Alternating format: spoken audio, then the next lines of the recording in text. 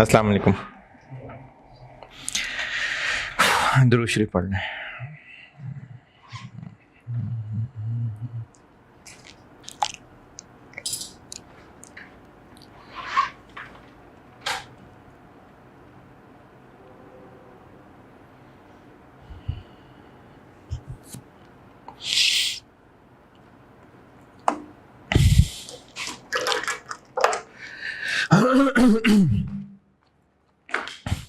अच्छा, जो लोग रेगुलरली ये लेक्चर सुन रहे होते हैं, ये मैंने ना बीच में एक एक्स्ट्रा क्लास रखी थी, इसलिए कंसोलिडेशन के बीच में बहुत सारे टॉपिक्स फिट कर रहा हूँ। वो सेक्शन चूंकि अलग बनाया होगा, तो फिर कंसोलिडेशन जब रिज्यूम करूंगा अगली क्लास में, तो वो अलग सेक्शन में करूंगा।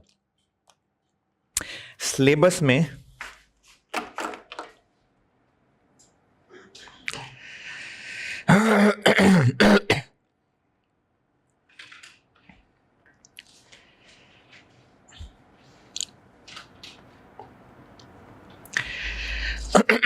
अभी मैं कुछ टॉपिक ना सामने स्क्रीन पे खोल के दिखाता हूं।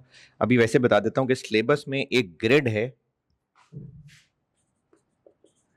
डी, और इसके मार्क्स हैं 10 से 15। लेकिन पेपर में मोस्टली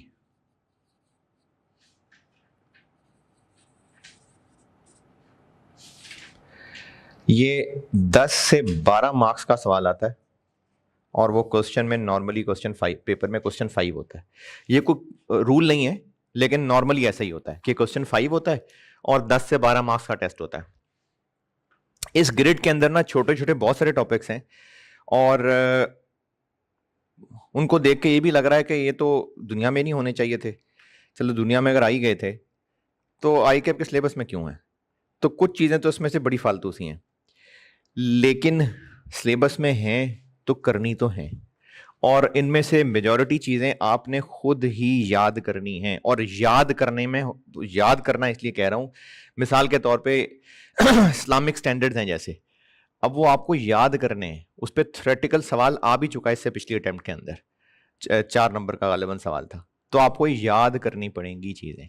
मैं आपको सिर्फ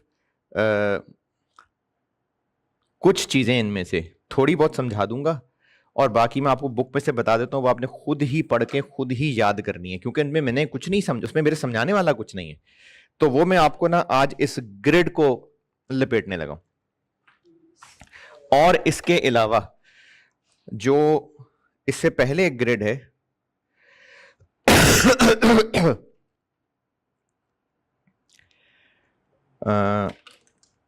आप क्या पूछ रहे हैं? वो मेन जो है ना, वो जो आई कैप के सिलेबस में मेन ग्रेड्स हैं, मैं भी दिखाता हूँ सामने स्लाइड, उसमें ऊपर डी लिखा हुआ है बस, उसके अंदर एंड एथिक्स है, और नीचे एक्सप्लेन जब किया हुआ है तो उसमें डी और ई अलग अलग किया, तो ई के अंदर एथिक्स है। लेकिन ऊपर जो मार्क्स बांटे हुए हैं ना 100 में से, ग्रेड ए 20 से 30 मार्क्स, ग्रेड बी 20 से 30 मार्क्स, ग्रेड सी 30 से 40 मार्क्स, ग्रेड डी 10 से 15 मार्क्स। तो वो जो ग्रेड डी इन्होंने हेडिंग में लिखा हुआ है, वो ये और एथिक्स दोनों है, तो इसलिए मैं ग्रेड डी कह रहा हूं। चलें साथ ई भी कह लेते हैं। तो इसके 10 से 15 मार्क्स हैं, और क्योंकि इसमें एक एथिक्स का चैप्टर भी है, तो वो इसमें भी हो सकता है, और एक अलग सवाल का पार्ट भी हो सकता है। और एथिक्स भी आपने खुद ही पढ़ना है, उसमें मैंने कुछ नहीं समझाना है। अच्छा, एक तो ये ग्रिड बताना है आज। दूसरा, जो स्टैंडर्ड्स पढ़ रहे थे हम, उनमें 2 छोटे छोटे से स्टैंडर्ड हैं, वो कराने। पीछे आपका रह जाएगा कंसोलिडेशन और लीजेस, IS 12 और रेवेन्यू। उसके अलावा मैंने ये सारा कंप्लीट आज कर देना है।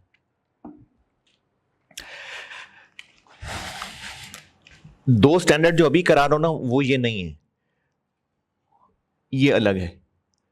IFRS 13, ये छोटे छोटे स्टैंडर्ड हैं। जो मल्टी स्टैंडर्ड सवाल होता है ना, तो उसमें कोई एक आधा पार्ट इन पे हो सकता है। IFRS 13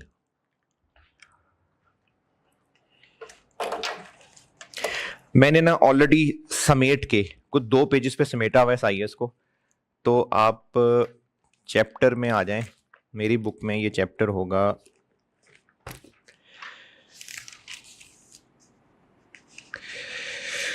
13। मेरी बुक में चैप्टर 13 है।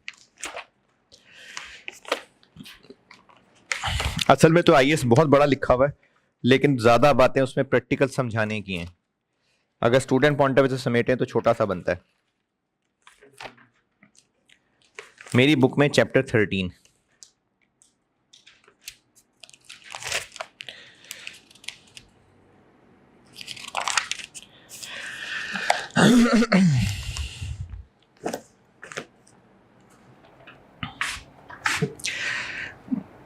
अच्छा, मैं सामने ना स्क्रीन खोल लेता हूं।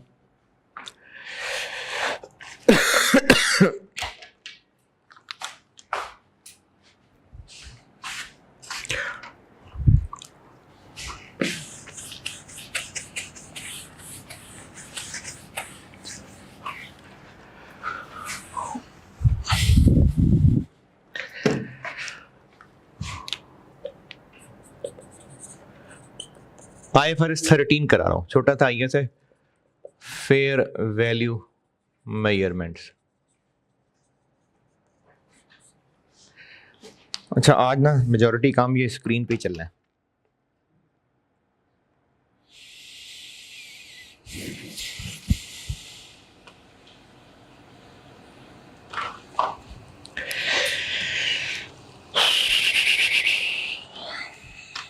सामा ये ना वो कोई लाइट्स मेरे ख्याल में बंद करनी पड़ेंगी।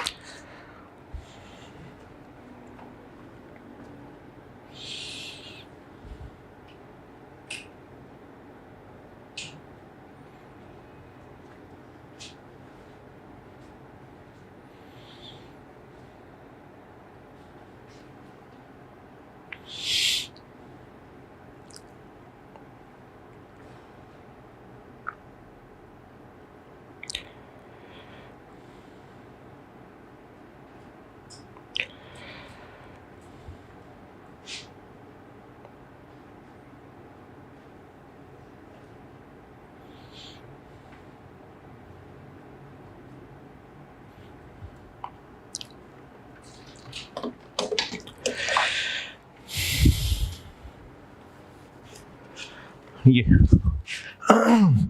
Grade D specialised financial statement and ethics, तो 10 से 15 मार्क्स का ये ग्रेड है। उसके अलावा मैं आपको कंसोलिडेशन चल रहा है, हो जाएगा पूरा, ये कराने लगा हूँ। Fair value measurement, financial instruments हो गया, इम्पेयरमेंट ऑफ एसेट्स हो गया, IS-21 हो गया, employ benefit, share based payments, IFRS 5, revenue और लीजेस और टैक्स करना है, रिलेटेड पार्टी अभी कराने लगा हूँ, इंटरम फाइनेंशियल रिपोर्टिंग आज कराना है, और ये डी सारा कराना है। ये है जी आज का एजेंडा। तो पहले आते हैं इधर।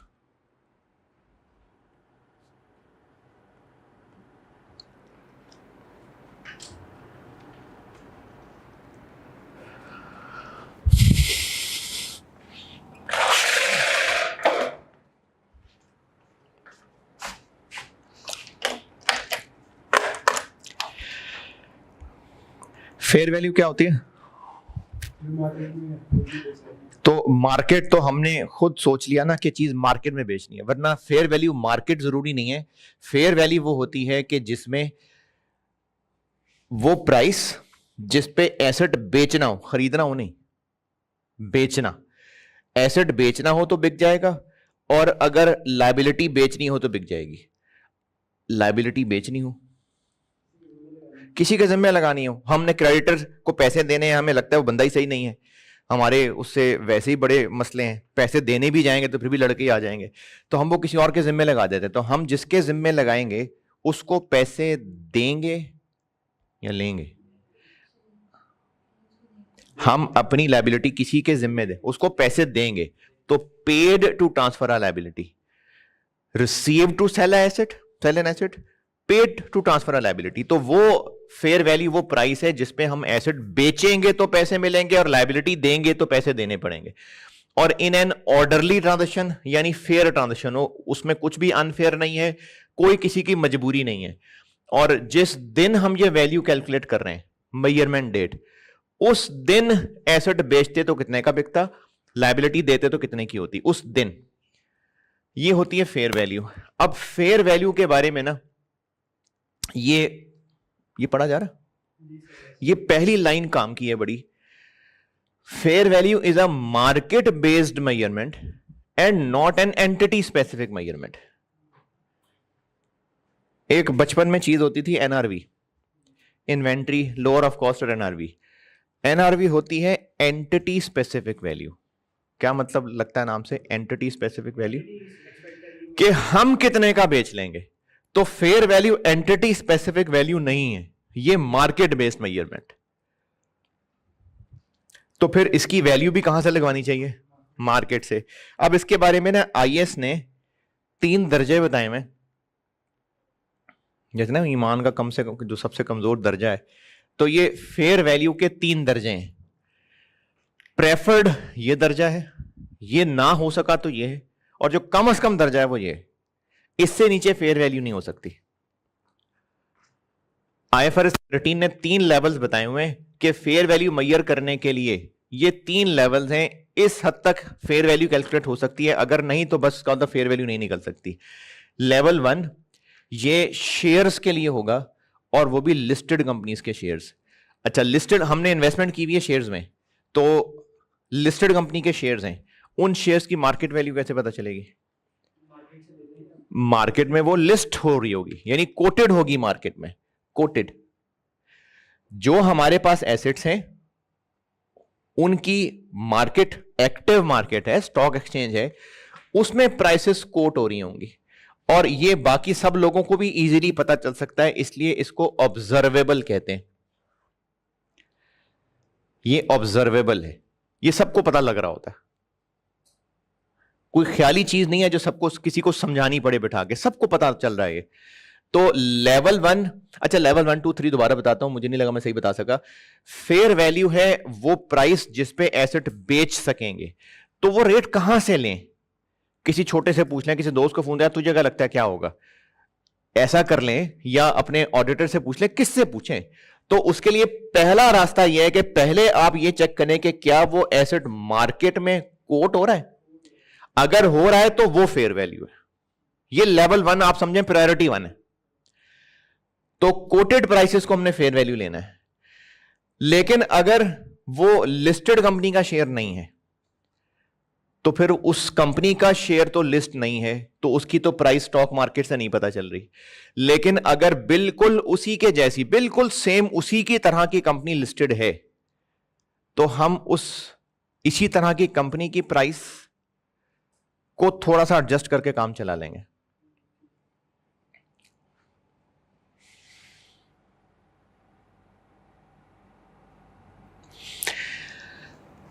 कोटेड प्राइस नहीं है, लेकिन फॉर द एसेट ऑब्जर्वेबल है।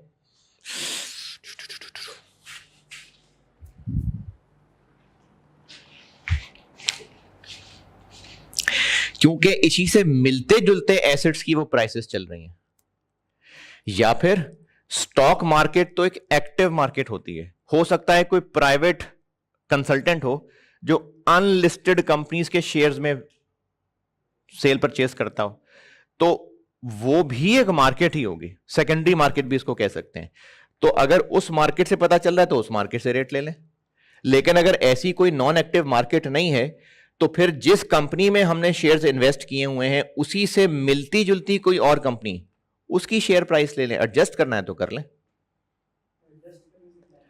जैसे हम जिस कंपनी में शेयर्स खरीदे हुए हैं वो हमारी इन्वेस्टमेंट इन शेयर्स है, जिसको आईएफआरएस 9 के मुताबिक हमने फेयर वैल्यू पे अपडेट करना है। तो अब चूंकि वो लिस्टेड कंपनी नहीं है, तो उसके शेयर की प्राइस तो स्टॉक मार्केट से पता नहीं चलेगी। बिल्कुल उसी के लेवल की एक और कंपनी है, वो लिस्टेड है, तो उस लिस्टेड कंपनी का शेयर अगर 60 रुपए का है तो हम उस 60 रुपए को भी एज इट इज यूज कर सकते हैं, और ये भी कह सकते हैं कि चूंकि लिस्टेड नहीं है तो चलो 58 रुपए कर लो। तो ये निचला दर्जा है। टॉप प्रायोरिटी है जो एसेट जिसकी हम फेयर वैल्यू निकालना चाह रहे हैं। ये जो लेवल 1 है ना, अपनी किताब के ऊपर बेशक लिख लेना, बल्कि लिखा है वो मैंने, सॉरी, शेयर प्राइस। तो स्टॉक एक्सचेंज के अंदर जो शेयर्स लिस्टेड हैं ये उनके लिए इस्तेमाल होता है लेवल 1। और जो स्टॉक एक्सचेंज में लिस्टेड नहीं है, अनलिस्टेड कंपनी के शेयर्स हैं, या जैसे पाकिस्तान में खैर अभी कोई इतनी ऑर्गेनाइज्ड मार्केट नहीं है जहां प्रॉपर्टी के रेट्स लग रहे हो, वो तो जहां जिसका जितना रेट लग जाता है। थोड़ी बहुत फिर भी हैं, यानी ये जो ज़मीन.com हो गया, थोड़ा बहुत ऑर्गेनाइज्ड है, लेकिन ये भी इतना ऑर्गेनाइज्ड नहीं है। तो अगर हमने इन्वेस्टमेंट प्रॉपर्टी की फेयर वैल्यू लगवानी है तो अब उसकी कोई एज सच एक्टिव मार्केट नहीं है जिसमें कोटेड प्राइसेस हों, लेकिन नॉन एक्टिव मार्केट से ही किसी हद तक गुजारा मुजारा प्राइस हम ज़मीन.com से ले लेंगे। जरा आइडिया हो जाएगा कि इस तरह के एरिया में इस तरह के कनाल के प्लॉट कितने गए। तो ये वो लेवल 2 है। वो एसेट्स जो स्टॉक मार्केट में लिस्टेड हैं उनकी फेयर वैल्यू स्टॉक मार्केट की प्राइस लेंगे। जो नहीं है लिस्टेड लेकिन टूटी फूटी मार्केट से रेट पता लग जाता है, या फिर मिलते जुलते एसेट्स का लिस्टेड रेट पता चल जाता है, उससे काम चला लें।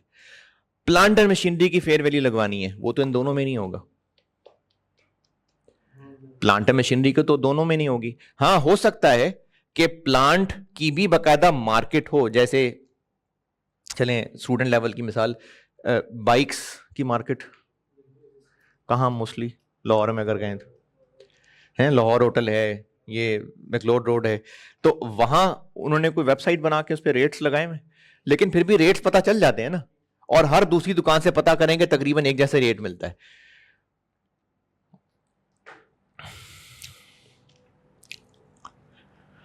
मैंने एक दफा बाइक बेचने गया, पता नहीं उन लोगों की साइंस है, ये लाहौर होटल के पास शायद, तो पूरी लाइन में दुकानें हैं।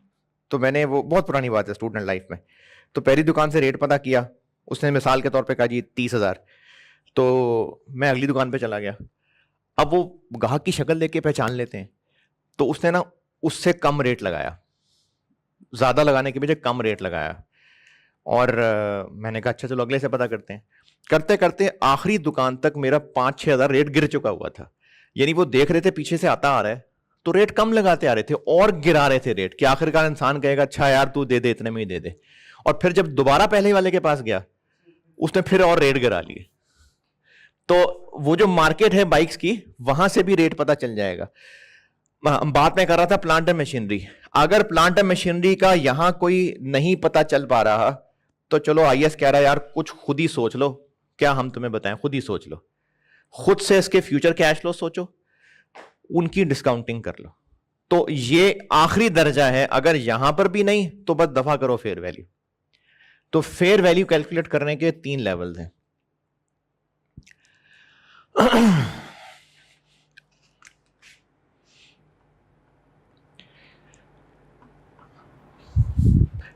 ये वैसे तो नाम से पता चल जाएगा, लेकिन ये दोनों पढ़ें, एंट्री प्राइस और एग्जिट प्राइस।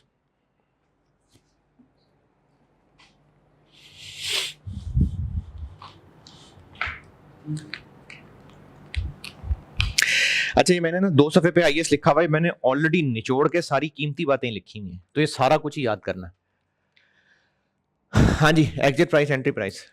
एंट्री प्राइस होती है कि जब हमने कोई एसेट खरीदना है तो कितने का मिलेगा, और एग्जिट होती है बेचना है तो कितने का। तो फेयर वैल्यू इनमें से क्या है, एग्जिट है, तो फेयर वैल्यू एग्जिट प्राइस होती है।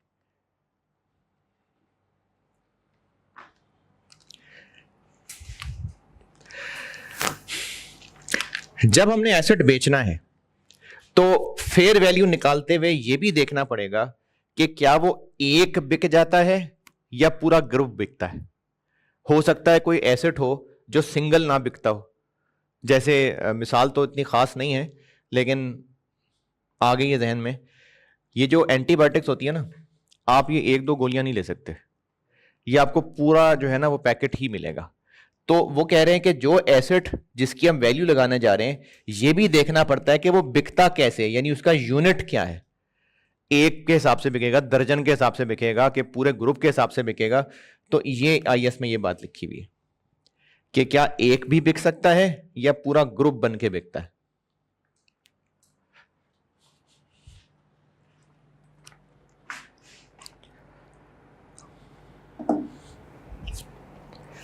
दो चीजों में ये स्कोप में से हर पॉइंट लिखा है जो स्कोप पे मैं अभी गया नहीं।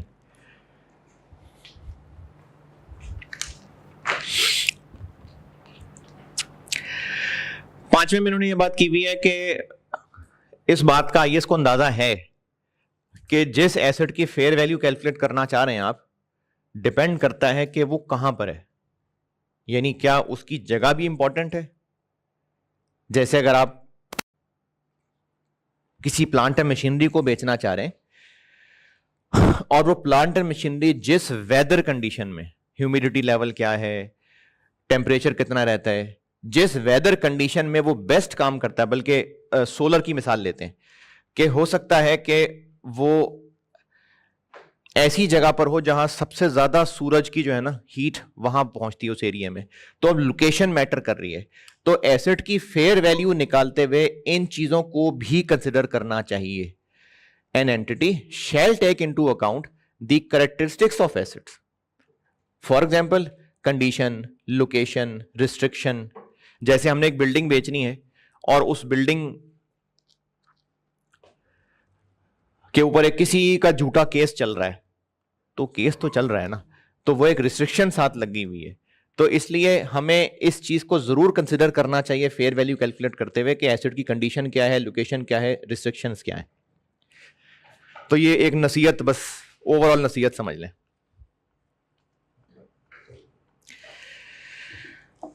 ये है जी इसका वाहिद न्यूमेरिकल पोर्शन, नहीं वाहिद नहीं, एक लायबिलिटी में भी है, दो में से एक न्यूमेरिकल पोर्शन। ये प्रिंसिपल मार्केट और मोस्ट एडवांटेजियस मार्केट। ये समझाने से पहले मैं आपको ना एक सवाल भी साथ खोल लेता हूं सामने।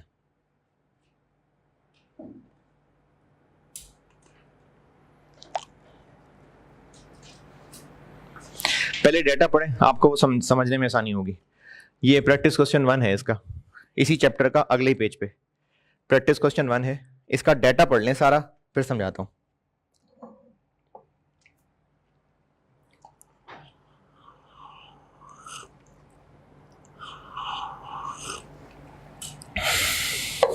अभी शुरू किया भाई आपके इंतजार में।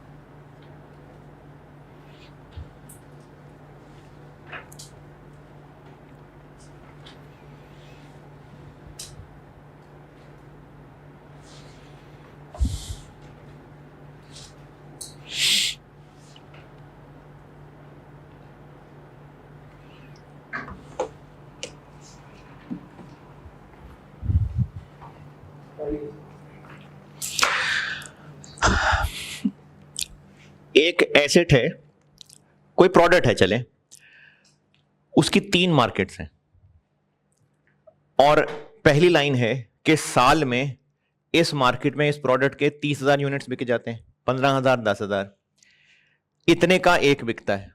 अलग अलग रेट्स हैं। इन दोनों में फर्क देखें, यह है ट्रांसपोर्ट कॉस्ट। ट्रांसपोर्ट करने के लिए इसको कहेंगे ट्रांजैक्शन कॉस्ट। ट्रांसपोर्ट कॉस्ट और ट्रांजैक्शन कॉस्ट में फर्क है।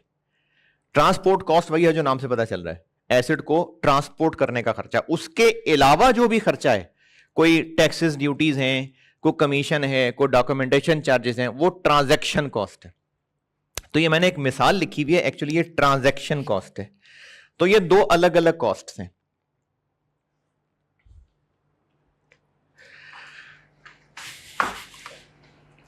फेयर वैल्यू कैलकुलेट करने के लिए कौन सी मार्केट को बेस बनाना चाहिए? आईएस ने दो मार्केट्स एक्सप्लेन किए हैं, एक है प्रिंसिपल मार्केट और एक है most advantageous market. Principal market वो है जहां सबसे ज्यादा ट्रांजैक्शन हो रही हैं, the market with the greatest volume. तो इस सवाल में प्रिंसिपल मार्केट कौन सी है? ए। सबसे ज्यादा ए में यूनिट्स बिकते हैं, तो आइडेंटिफाई प्रिंसिपल मार्केट ए है क्योंकि सबसे ज्यादा वॉल्यूम यहां है। Most advantageous market, most advantageous market वो है कि अगर हमने वहां पर एसेट जाकर बेचा तो नेट ऑफ सारे खर्चे, सारे खर्चों में ट्रांसपोर्ट भी और ट्रांजैक्शन भी, दोनों, ये दोनों अलग अलग नाम ध्यान से, ट्रांजैक्शन भी और ट्रांसपोर्ट भी, वो दोनों माइनस करने के बाद जिसमें नेट सबसे ज्यादा फायदा है उसको मोस्ट एडवांटेजियस मार्केट कहेंगे। इनमें से देखें कौन सी मोस्ट एडवांटेजियस है।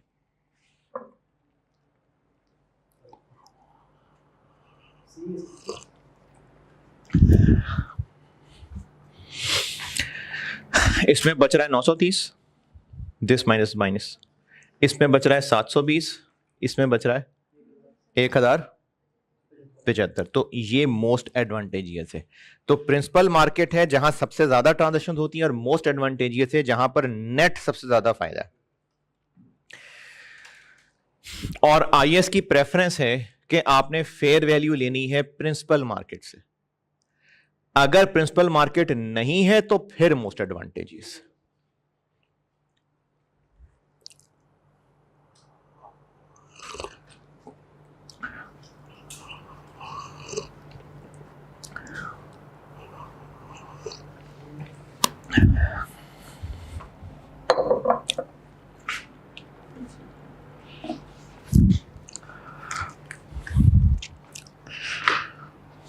हाँ जी, प्रिंसिपल और मोस्ट एडवांटेजियस। तो कंपनी ने आईएफआरएस 13 लगाते हुए फेयर वैल्यू कैलकुलेट करते हुए प्रिंसिपल मार्केट से रेट उठाना है, अगर वो नहीं है तो फिर मोस्ट एडवांटेजियस। और ये भी जनरल सी नसीहत की हुई है कि आप मार्केट ढूंढने के लिए को बहुत ज्यादा मेहनत ना करें। पता लग रहा है आप मार्केट ढूंढने के लिए कंसल्टेंट हायर कर रहे हैं, वो डिटेल इन्वेस्टिगेशन कर रहा है, जासूस हायर कर रहे हैं, वो सारा सारा दिन वहां देखते रहते हैं, ट्रांजैक्शंस गिनते रहते हैं। इतनी मेहनत ना करें, बस जो जनरल इंफॉर्मेशन अवेलेबल है उसकी बेस पे फैसला कर लें, जो रीजनेबली अवेलेबल इंफॉर्मेशन है उसकी बेस पे फैसला कर लें। बस ये तो एक जनरल नसीहत है।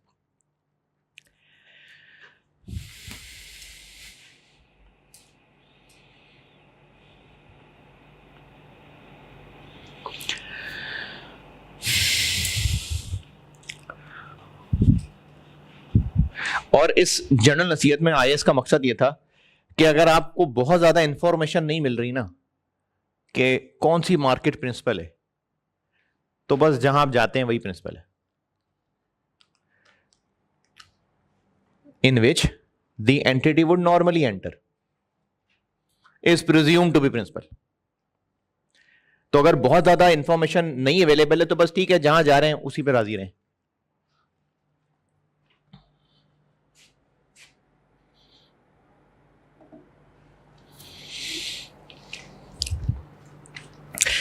अच्छा, ये मैंने एक एग्जाम नोट आपके लिए लिखा डब्बा बना के। फेयर वैल्यू और एनआरवी, इम्पेयरमेंट और आईएफआरएस 9, ठीक है, इनकी मिसाल लेते हैं। ये कह रहे हैं जी कि जो आप आईएफआरएस 2 में फेयर वैल्यू लिया करते थे, उस पर्ची की फेयर वैल्यू, आईएफआरएस 2 पर्ची, उसकी जो फेयर वैल्यू लेते थे उसके लिए इस आईएएस के पास ना आना, वो आईएफआरएस 2 जाने आप जाने। लीजेस से रिलेटेड चीजों की फेयर वैल्यू ये हमसे ना पूछो, और बस इनकी फेयर वैल्यू की गाइडेंस हमारे पास नहीं है। और ये जो एनआरवी है आईएएस 2 वाली, एनआरवी और फेयर वैल्यू में फर्क होता है। एनआरवी होती है fair value entity specific value less cost to sell, तो बस वो ये बताना चाह रहे हैं कि ये फेयर वैल्यू से डिफरेंट चीज है। बाकी मेनली इनके ऊपर ही आईएएस नहीं लगता। अच्छा, अब आते हैं आगे।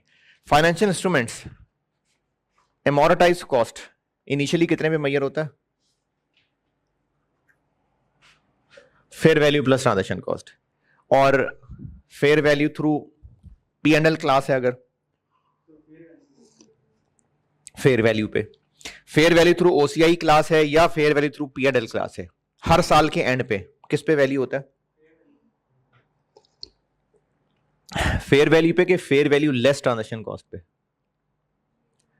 फेयर वैल्यू पे, ठीक है, लेस ट्रांजैक्शन कॉस्ट नहीं। इसी तरह रीवैल्यूएशन मॉडल या इन्वेस्टमेंट प्रॉपर्टी, ईयर एंड पे किस पे वैल्यू होगा? फेयर वैल्यू है, fair value less cost to sell, fair value पे। तो इस डब्बे में ये पहला बुलेट पॉइंट पढ़े कि जब हम फेयर वैल्यू निकाल के एसेट्स लायबिलिटीज को फेयर वैल्यू पे मेजर कर रहे हैं तो वो फेयर वैल्यू ही है, लेस ट्रांजैक्शन कॉस्ट नहीं है। ट्रांजैक्शन कॉस्ट का सिर्फ और सिर्फ इस्तेमाल है मोस्ट एडवांटेजियस मार्केट ढूंढने में, क्योंकि मोस्ट एडवांटेजियस मार्केट कैसे कैलकुलेट कर रहे थे? सेल प्राइस में से ट्रांसपोर्ट कॉस्ट भी और ट्रांजैक्शन कॉस्ट भी दोनों माइनस कर रहे थे। तो वो कह रहे हैं जी ट्रांजैक्शन कॉस्ट माइनस करनी है सिर्फ ये देखने के लिए कि मोस्ट एडवांटेजियस कौन सी है। पता लग गया कौन सी है, बस फेयर वैल्यू है, लेस ट्रांजैक्शन कॉस्ट वाली फेयर वैल्यू नहीं है।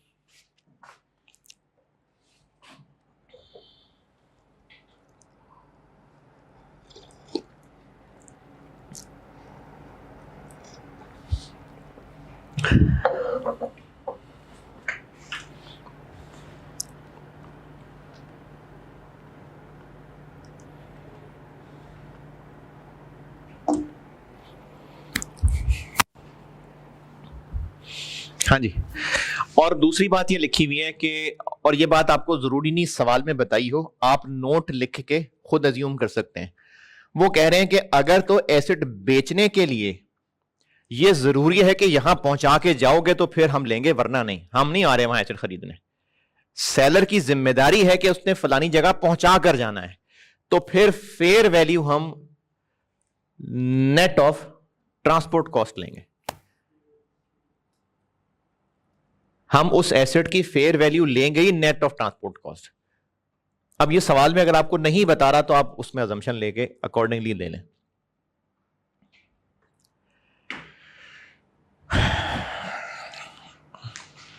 तो प्रैक्टिस क्वेश्चन 1 का पार्ट बी जबानी आंखों में कर दें और पीछे सोल्यूशन देख लें। प्रैक्टिस क्वेश्चन 1 पार्ट ए तो अभी कर दिया मैंने, पार्ट बी जबानी कर लें और सोल्यूशन देख लें।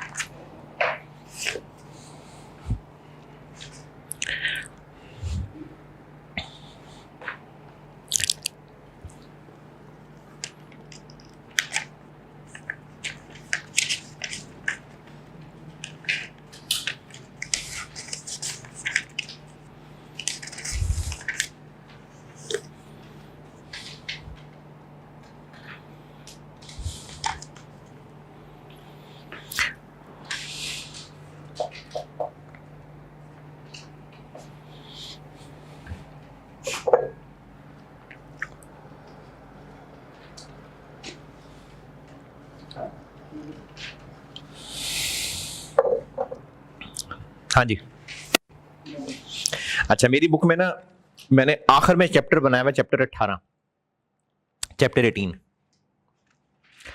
उसमें जो पास्ट पेपर्स के सवाल दिसंबर 16 ऑनवर्ड, जब से सी फैब बना था, उससे पहले मॉड्यूल EF होता था, जब से सी फैब बना था ना दिसंबर 16, तब से लेके इस बुक में दिसंबर 22 तक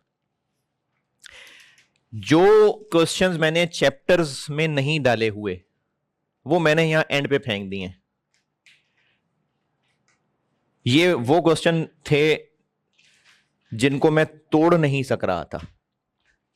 जैसे अगर एक आईएएस है, उसमें 4 अलग अलग पार्ट्स हैं, एक क्वेश्चन है और उसने चारों के अलग अलग आईएएस हैं और चारों के हिसाब से एक्सट्रैक्ट्स पूछे हुए, तो वो मैंने तोड़ तोड़ के चैप्टर्स में डाल लिए। लेकिन अगर एक सवाल है statement of changes in equity बना दें या टोटल एसेट्स ये हैं, इनमें ये एरर्स हैं, वो एरर ठीक कर दें, तो उसको मैं नहीं तोड़ सकता था। तो इसलिए मैंने वो बचे कुछ सवाल ये आखिरी चैप्टर में फेंक दिए, और जो चैप्टर्स अपने बुक्स में शामिल कर लिए तो मैंने साथ रेफरेंस भी दे दिया कि मैंने फलाना क्वेश्चन किस चैप्टर में डाल लिया हुआ है। इस चैप्टर के तीसरे पेज पे आए, 18वां चैप्टर है मेरी बुक में, इसके पेज 3 पे आए।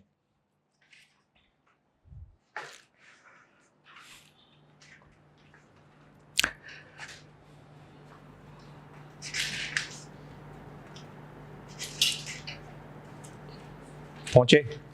दिसंबर 17, पेज 3 के टॉप पे, दिसंबर 17 क्वेश्चन 1 पार्ट बी कर दें सॉल्व।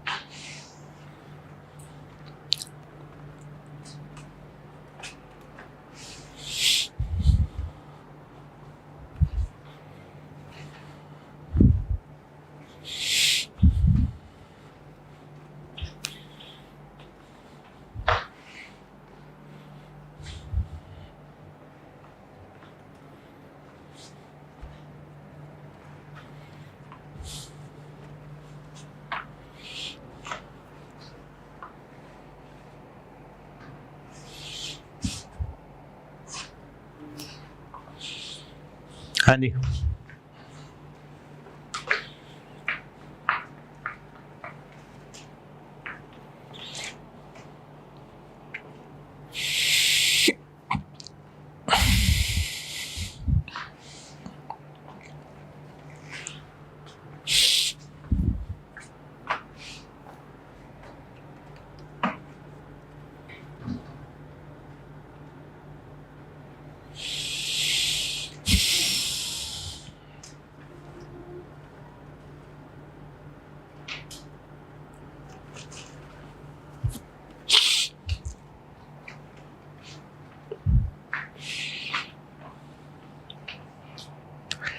छोटा सा सवाल था यार,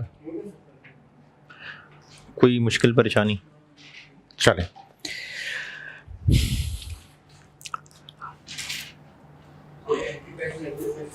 है ये पहले बताया था आपके आने से पहले। अगर एसेट खरीदना है तो कितने का मिलेगा, इसको एंट्री प्राइस कहते हैं, और अगर एसेट बेचना है तो कितने का बिकेगा, इसको एग्जिट प्राइस कहते हैं। फेयर वैल्यू एग्जिट प्राइस है।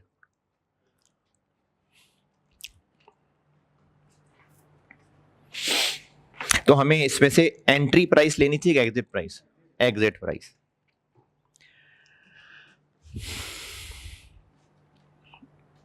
चलें चैप्टर पे वापस। अगर एक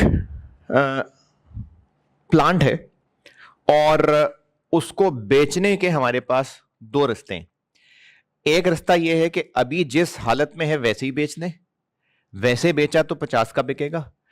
और एक रास्ता यह है कि इसमें छोटे मोटे पार्ट्स ठीक करा के, पेंट करा के फिर बेच दें। शक्ल सही करा के बेचेंगे ना तो 70 का बिक जाएगा। हाँ, खर्च करना पड़ेगा 5 मिलियन, लेकिन 70 का बिक जाएगा। तो या तो अभी ऐसे ही टूटा फूटा 50 का बेच दें, या 5 लगा के 70 का बेच दें। तो मैनेजमेंट अक्लमंद हुई तो क्या करेगी? तो कह रहे हैं जी फेयर वैल्यू आप इसको लेना, इसको नहीं। ये लिखा कि अगर एक नॉन फाइनेंशियल एसेट को ठिकाने लगाने के एक से ज्यादा तरीके हैं तो बिजनेस वही करेगा जिसमें सबसे ज्यादा फायदा होगा।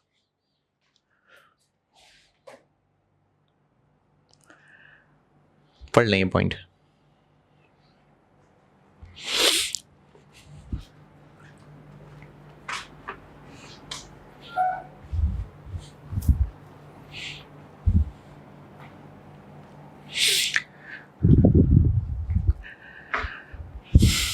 और ये पॉइंट पढ़ के प्रैक्टिस क्वेश्चन 2 देख लें।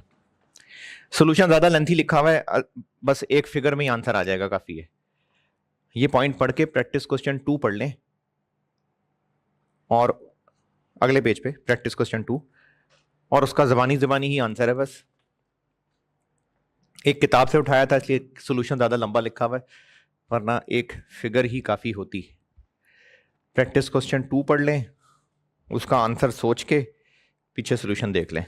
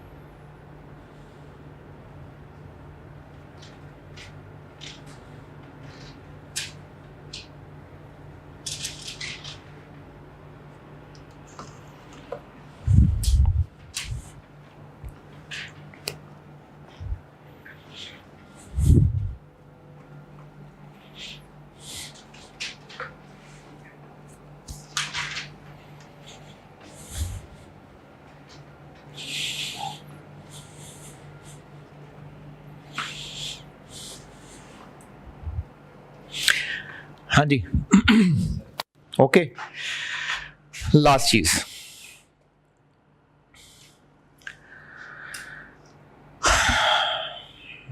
IFRS 13 में लायबिलिटी के हवाले से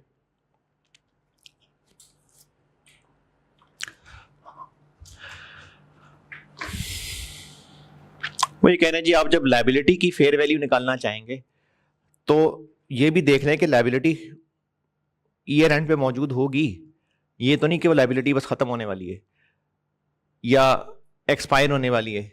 तो लायबिलिटी होगी तो उसकी फेयर वैल्यू निकालने पे जहमत करें, अगर नहीं होगी तो फिर फेयर वैल्यू निकालने की जरूरत नहीं है। और ये जो लास्ट सेंटेंस लिखा हुआ है ये मैं आपको सवाल से सिखाता हूं। प्रैक्टिस क्वेश्चन 3 देखें, मैं बोर्ड पे करता हूं।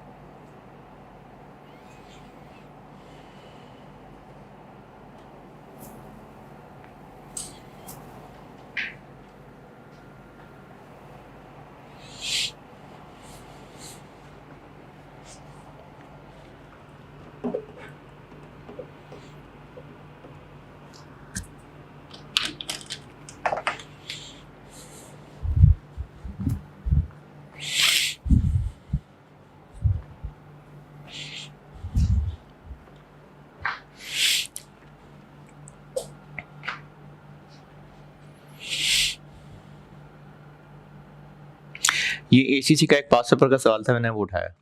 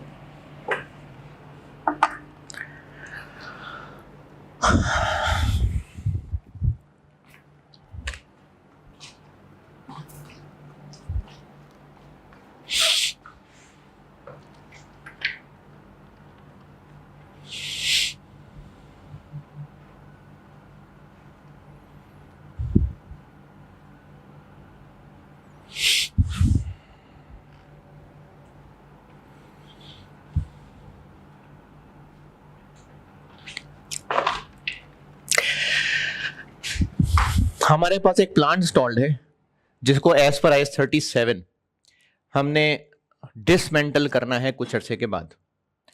अब ये प्रोविजन फॉर डिसमेंटलिंग IS 37, जब इसको कोई खरीदेगा,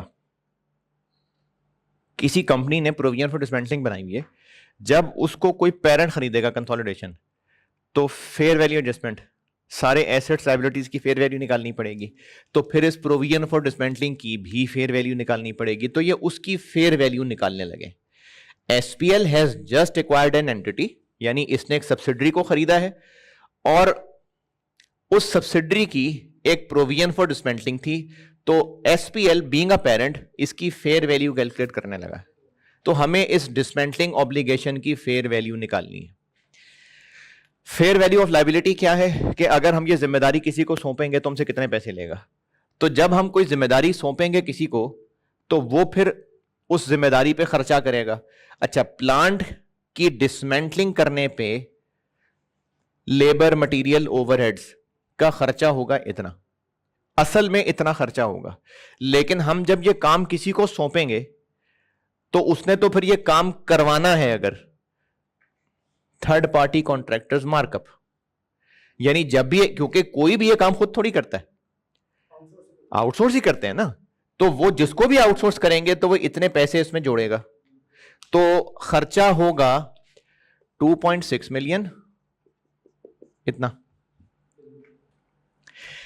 लेकिन पता नहीं इतना खर्चा होगा कि नहीं होगा, बढ़ भी सकता है, कम भी हो सकता है, बढ़ सकता है।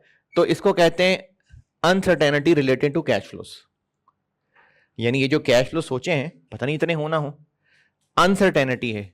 तो इनके अंदर अनसर्टेनिटी को अगर एडजस्ट करना है तो क्या मतलब 6% बढ़ा लें।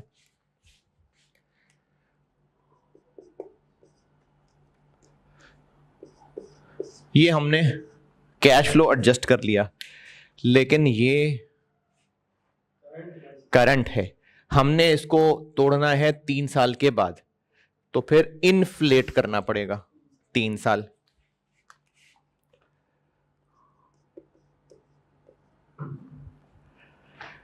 क्या आंसर बना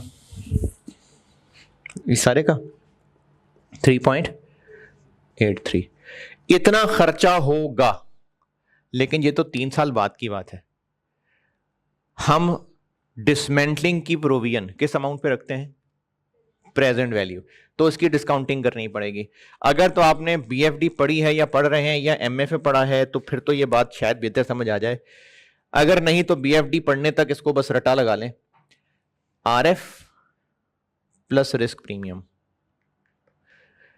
तो 8% डिस्काउंट रेट, और डिस्काउंटिंग कर लेंगे इसकी 3.83 1.08 पे पावर -3। ये है इस डिसमेंटलिंग की फेयर वैल्यू। कंसोलिडेशन करते हुए इसको फेयर वैल्यू लेंगे लायबिलिटी की, और जो सब्सिडरी की बैलेंस शीट में आ रही होगी तो उससे कंपेयर करके फेयर वैल्यू एडजस्टमेंट डलेगी।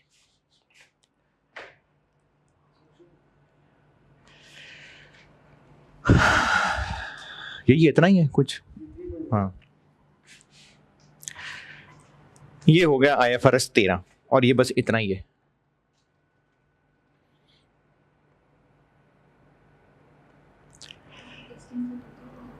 ये वाहिद एक ही सवाल है जिंदगी में, ये जो दिसंबर 17 का कर लिया आपने।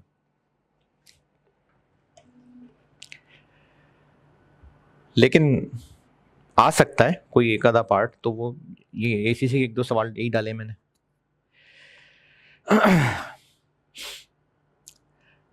अच्छा जी, ये सिलेबस पे वापस। ग्रेड ए हमारा रवां दवां है काफिला, कंसोलिडेशन चल रहे, देखो पूरा ग्रेड ही सिर्फ कंसोलिडेशन पे, और 25 नंबर का एक सवाल इस पे आना ही आना है। और वो जो एक और कंसोलिडेशन का सवाल आ जाता है ना, दो भी आ जाते होते हैं, तो वो असल में वो कंसोलिडेशन का जो सवाल खालिस होता है वो तो भैया जो पढ़ रहे हैं, एक और वो सवाल कंसोलिडेशन स्टाइल का बना देते हैं और उसमें एरर्स डाल देंगे कि पेरेंट ने IFRS 9 ठीक नहीं लगाया हुआ, वो ठीक कर दें, तो वो कंसोलिडेशन स्टाइल का सवाल हो जाता है, लेकिन करते उसमें वो बाकी IS टेस्ट हैं। बल्कि चलो ये खुला ही हुआ है सामने। अच्छा, ये तो सोल्यूशन खोला हुआ है मैंने। नहीं, क्वेश्चन ही है। अब ये जून 23 में ये पहला तो प्रॉपर 25 नंबर का ये कंसोलिडेशन का सवाल है। ये छोटे एस से बड़े एस से छोटा एस हो रहा है, फिर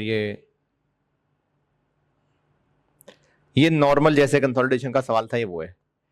फिर उसके बाद एक और सवाल था, ये हम क्लास में कर चुके थे मेरा ख्याल है, ये क्वेश्चन 2 है जो हमने क्लास में किया हुआ है। क्वेश्चन 3 का पार्ट ए क्लास में किया हुआ है, IFRS 3। ये बी मैं आपको रेवेन्यू में बताऊंगा है। ये IFRS 2 था, ये हम कर चुके हुए हैं, तो मैंने क्या बोला था। अच्छा, IFRS 2। और ये जो पार्ट बी है ये मैंने रेवेन्यू में कराना है, और ये जो क्वेश्चन 4 है ये। अब इसमें रिक्वायरमेंट कंसोलिडेटेड फाइनेंशियल पोजीशन ही है, लेकिन इसमें आप देखेंगे तो है क्या कि no entries have been made, एक लोन की मॉडिफिकेशन है, IFRS 9 टेस्ट हो गया,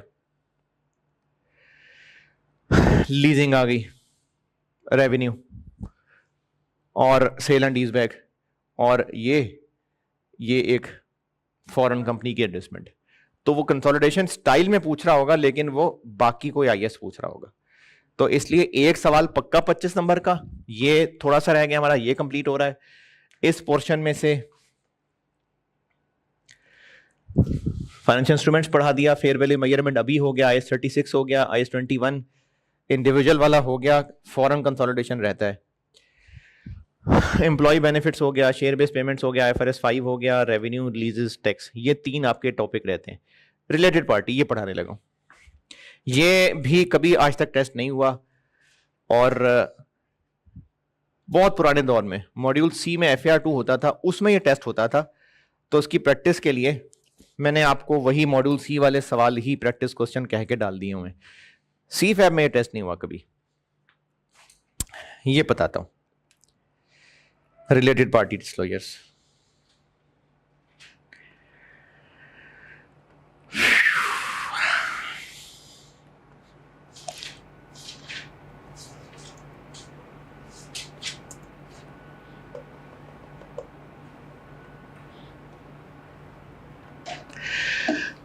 चलो जी, अब मैं IS 24 करने लगा।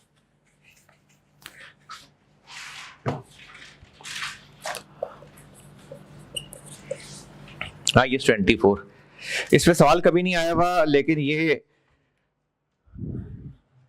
इसी से अगला चैप्टर होगा मेरी बुक में 14, IFRS 13 से ही अगला चैप्टर है।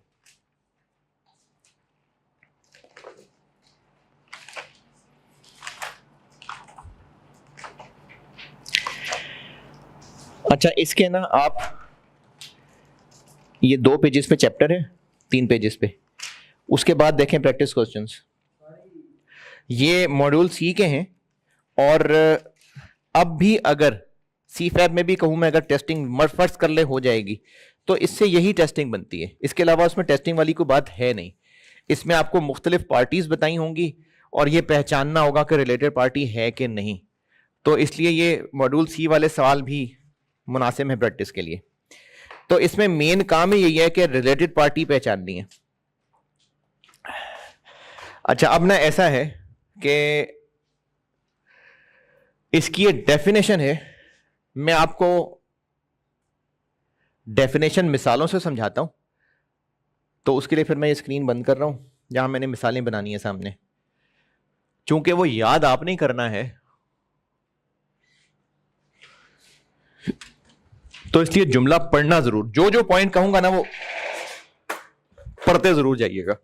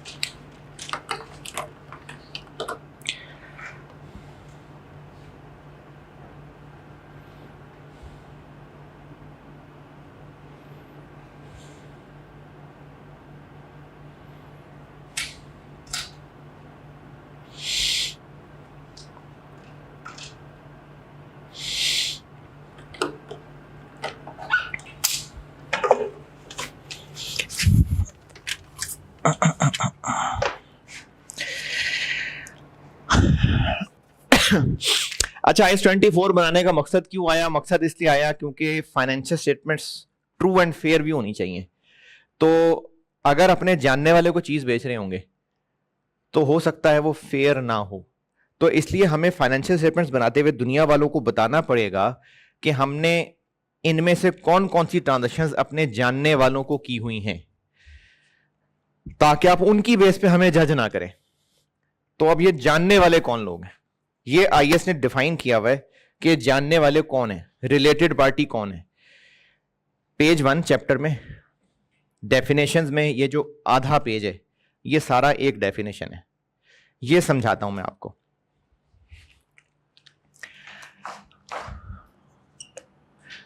एक कंपनी ए है और एक है मिस्टर एक्स। मिस्टर एक्स के पास इस कंपनी के 70% शेयर्स हैं। मिस्टर एक्स इंडिविजुअल है, या फिर अच्छा अब ये अलग अलग हैं, ठीक है। या फिर एक है मिस्टर वाई, इसके पास इस कंपनी के 40% शेयर्स हैं। या फिर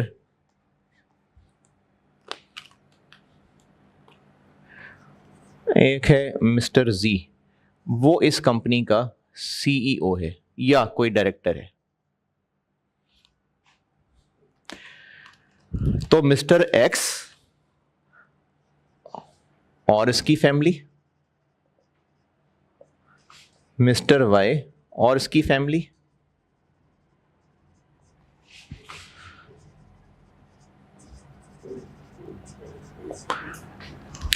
मिस्टर एक्स बिमा अहलो अयाल, मिस्टर वाई बिमा अहलो अयाल, मिस्टर जी बिमा अहलो अयाल, ये सब कंपनी ए के रिलेटेड पार्टी हैं। कंपनी ए इसकी भी, इसके बीवी बच्चों की भी, और बूढ़े माँ बाप जो इस पर डिपेंडेंट हैं।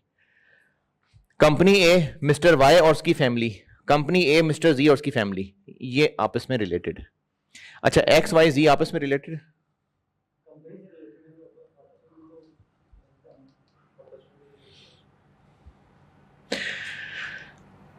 चलिए देखते हैं बाद में। अच्छा, पहली बात तो ये, इसका पहला जवाब तो ये आना चाहिए था, ये मैंने तीनों इंडिपेंडेंट बनाए, ये मैंने तीनों एक वक्त में नहीं बनाए। यानी एक्स है तो वाई नहीं है, 70 उसके पास है, 40 के पास कैसे हो सकता है भाई? लेकिन हो भी सकते हैं, इसके पास 70 उसके पास 25 हो सकते हैं। और ये मेरे 70-40 क्यों लिखा है?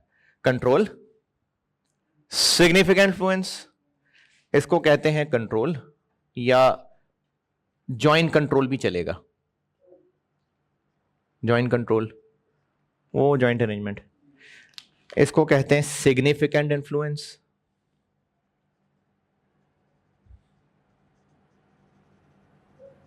और इसको कहते हैं, ये उसका की मैनेजमेंट पर्सोनल है।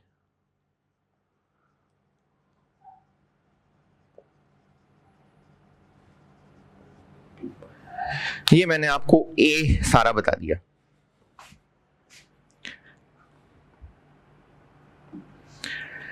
A person or a close member of that person is related to a reporting entity if that person यानी मिस्टर ए हैज कंट्रोल और joint control over the entity, या फिर that person has significant influence, या फिर that person is a की management personnel. तो ये मैंने आपको ए की मिसाल बना के दिखाई है। अच्छा, ये सारी मिसालें बना के दिखाऊंगा ना, अगर आपको काम की लगे तो नोट कर लेना, अगर कंफ्यूजन बढ़े तो रहने देना। ये मैंने डेफिनेशन का ए समझाया है।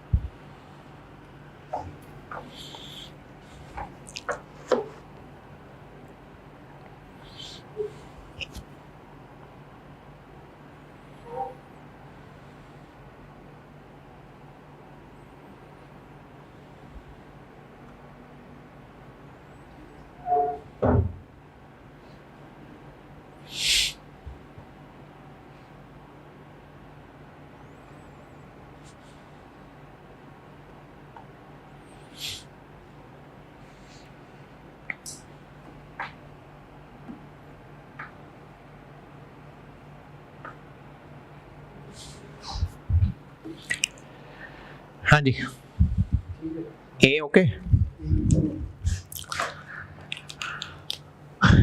एक है कंपनी बी और मिस्टर एक्स का यहां सिग्निफिकेंट इन्फ्लुएंस है,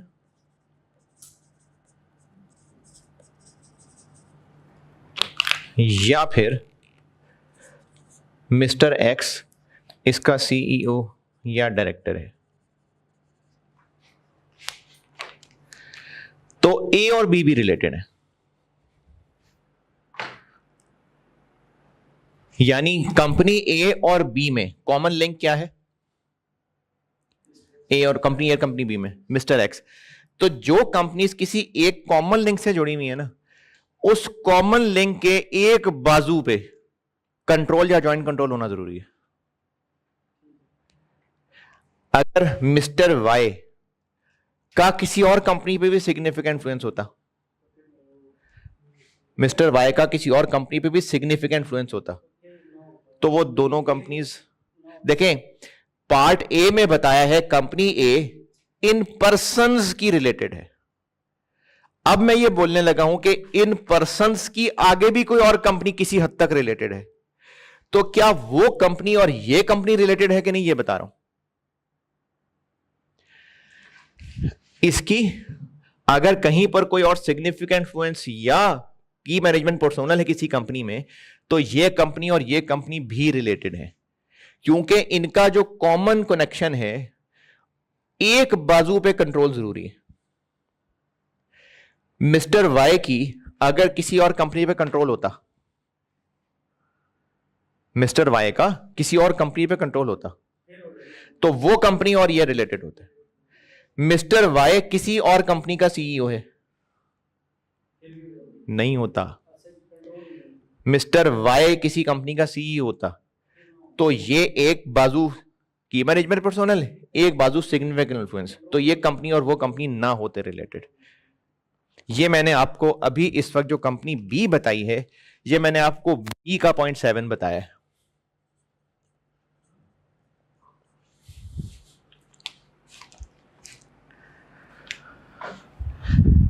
A person identified in A1 यानी mister x has significant influence over the entity या फिर उसका की मैनेजमेंट पर्सोनल।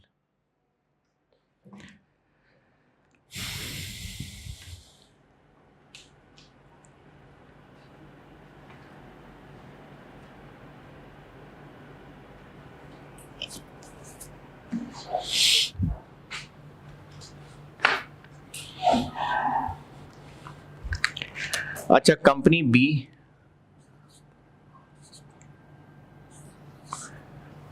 की एक सब्सिडरी है,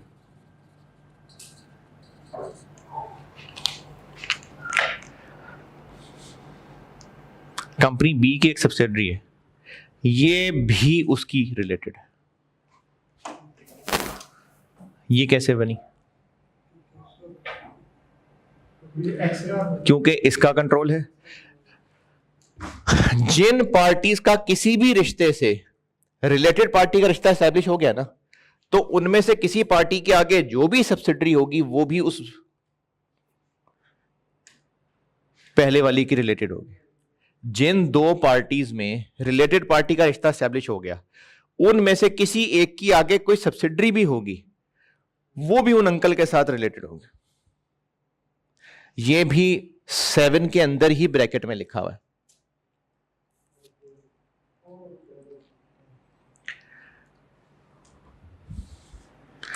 तो ये मैंने आपको ए सारा बता दिया और ये बी का 7 बताया।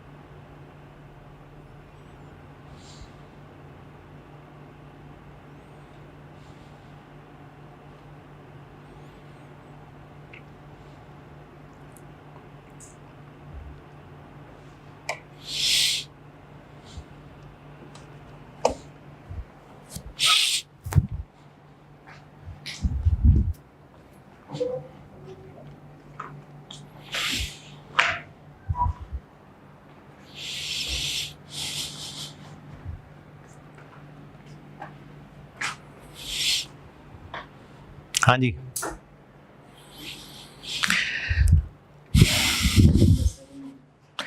ए पूरा बता दिया और बी का 7 बता दिया।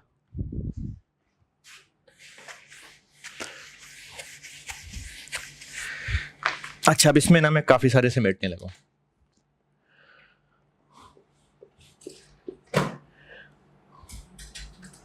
ये सब हो गया ग्रुप,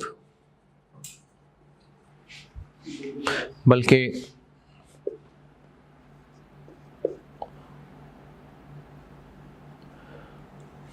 ये सब ग्रुप है। पेरेंट की सब्सिडरीज, उनकी सब सब्सिडरीज, ये सारे आपस में रिलेटेड है। एक ग्रुप के मेंबर्स सब आपस में रिलेटेड है और इनमें से किसी एक का, किसी का भी हो सकता है। किसका कर लें? चलें S2 का कर लेते हैं, ए या जेबी, ये भी इन सब का रिलेटेड है, सबका। ये सारे भी आपस में रिलेटेड हैं और इनमें से किसी एक का एसोसिएट या जेबी भी उन सब का रिलेटेड है। ये मैंने आपको बी में से 1 और 2 बता दिए, 0.1 और 0.2 बता दिए।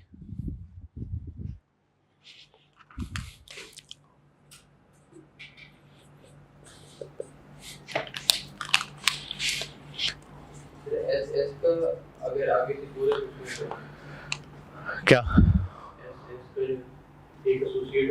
हाँ, वो एसोसिएट और इस पे करते हैं बात अभी, पहले इस तरह देखें।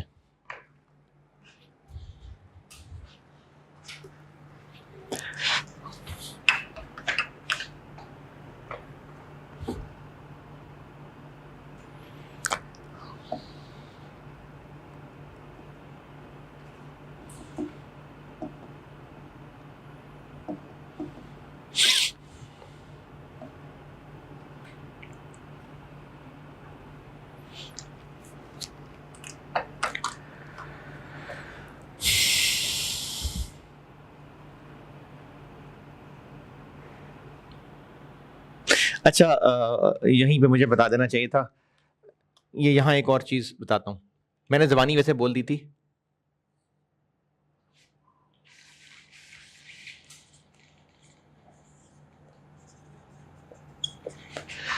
कंपनी ए और सी रिलेटेड है, कंपनी और कंपनी सी, क्योंकि इन दोनों का कनेक्शन मिस्टर एक्स है और दोनों बाजुओं पे कंट्रोल है, तो एक पे होना जरूरी था, तो दोनों पे है, तो ये रिलेटेड हैं। ये मैंने बी का 6 बता दिया।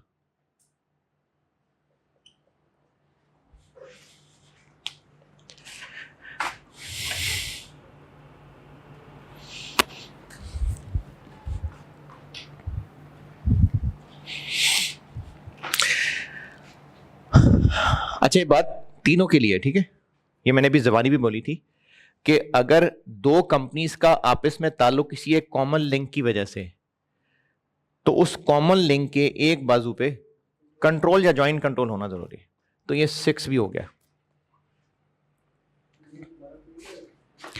अगर दो कंपनीज किसी एक कॉमन लिंक की वजह से अटैच है, तो उस कॉमन लिंक का इन दोनों की तरफ किसी एक बाजू पे कंट्रोल या ज्वाइंट कंट्रोल होना जरूरी है। यह बात सिर्फ पर्संस के लिए नहीं है, ये यहां पर भी बता रहा हूं। जैसे इसकी वजह से ये कनेक्टेड है, तो इनके दरमियान कंट्रोल है, इसलिए ये दोनों रिलेटेड है।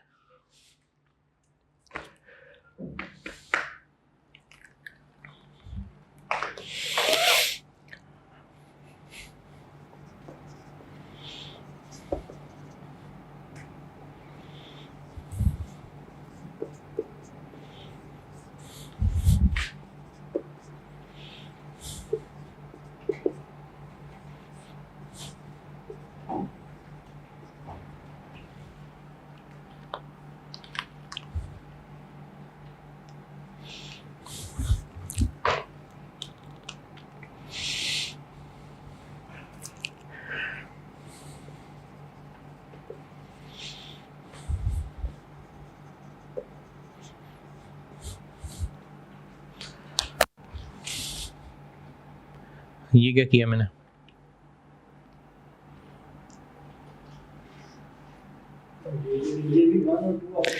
JV1 JV2 से रिलेटेड है। क्यों? क्योंकि इन दोनों में कॉमन लिंक इसका है और इसके कंट्रोल है, ज्वाइंट कंट्रोल। ये दोनों रिलेटेड हैं, ये दोनों आपस में रिलेटेड नहीं है।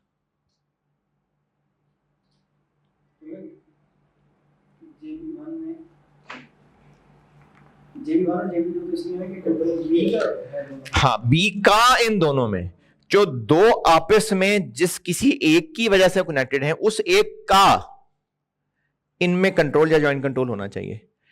ये इन दोनों का कॉमन लिंक है, ये दोनों आपस में इसकी वजह से रिलेटेड है, तो क्या इसका इनमें से किसी एक पे कंट्रोल है?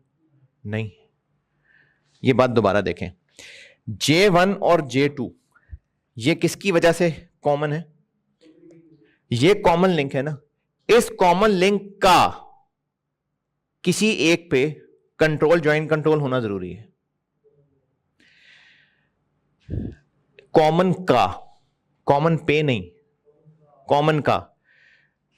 इन दोनों का आपस में क्या रिश्ता किसी तरह भी बन रहा है कि इन दोनों ने मिलकर JV2 बनाया हुआ है, तो अब इन दोनों का कॉमन लिंक JV2 है, इस कॉमन लिंक का इन पे कंट्रोल है? नहीं, तो ये आपस में रिलेटेड नहीं है। कंपनी ए के साथ कॉमन का कंट्रोल होना जरूरी है, और यही मामला कंपनी ए के साथ भी है, ये दोनों भी रिलेटेड नहीं है।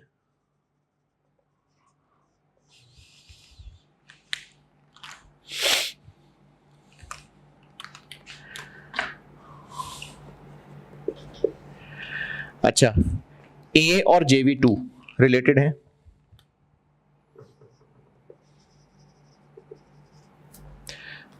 जी, क्यों? क्योंकि कंपनी ए और JV2 कॉमन लिंक क्या है? सी, और इस कॉमन का इसमें कंट्रोल, ज्वाइंट कंट्रोल है, तो ये दोनों भी लिंक्ड है। तो मैंने ये जो JV1 JV2 लिखा है ये है 0.3, और ए जो लिखा है 0.4 है। ये मैंने 0.3 एक्सप्लेन किया है और ये मैंने 0.4 एक्सप्लेन किया है।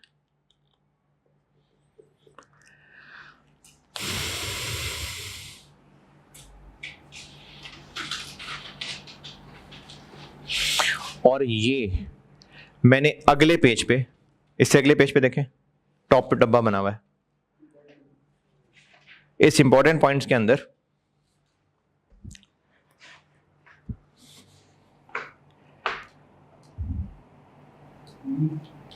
जी बोल्ड करके लिखा हुआ मैंने, following are not related parties. लगता है कि शायद रिलेटेड है तो नहीं है, तो ये मैंने बी बताया है। ये मैंने नेक्स्ट पेज का बी बताया है।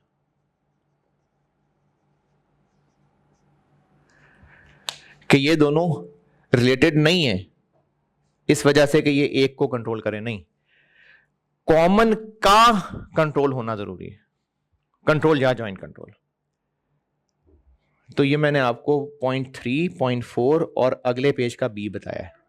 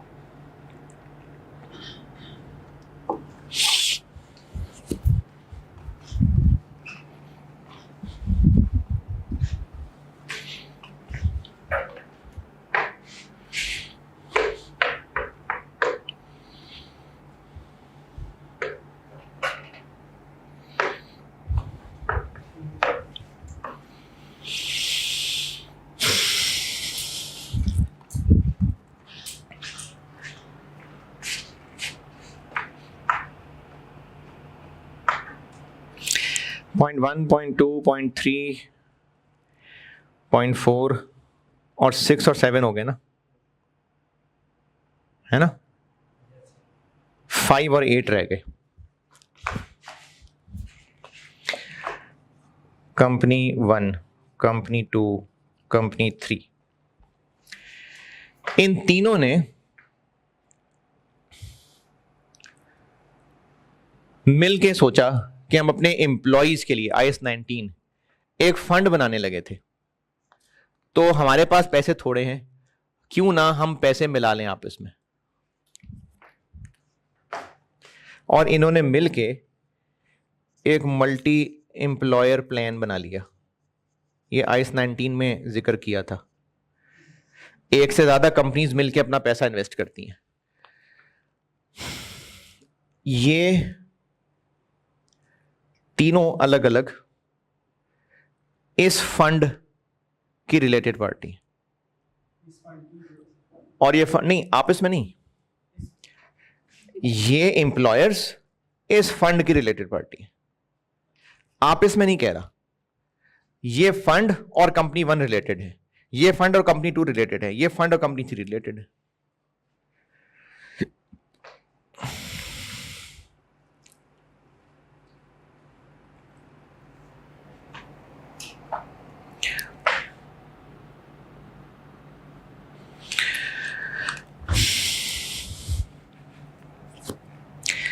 फिर बता रहा हूं, कोई भी रिलेटेड पार्टी होती है ना, तो उस पार्टी की सब्सिडरी भी इसकी रिलेटेड होती है। ये मैंने आपको पॉइंट नंबर 5 बताया है।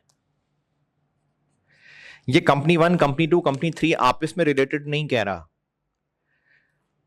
कंपनी यानी एम्प्लॉयर उस फंड की रिलेटेड पार्टी है जिसमें इसने अपने एम्प्लॉइज के पैसे रखे हुए हैं।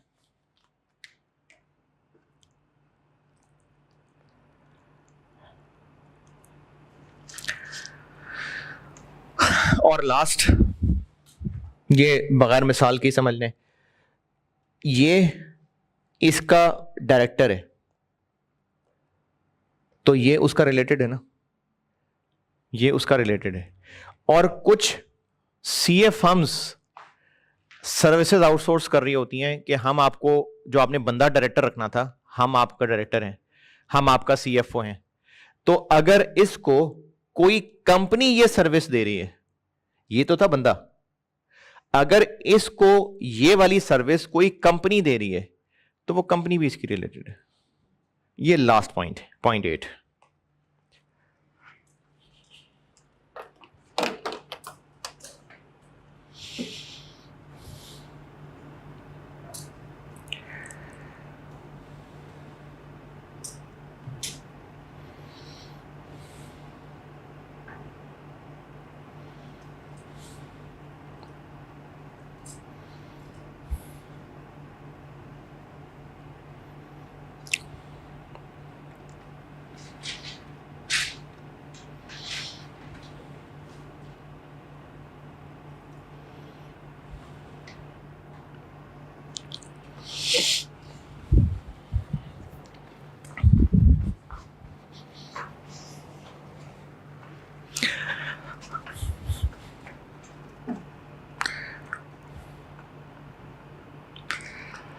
हाँ जी,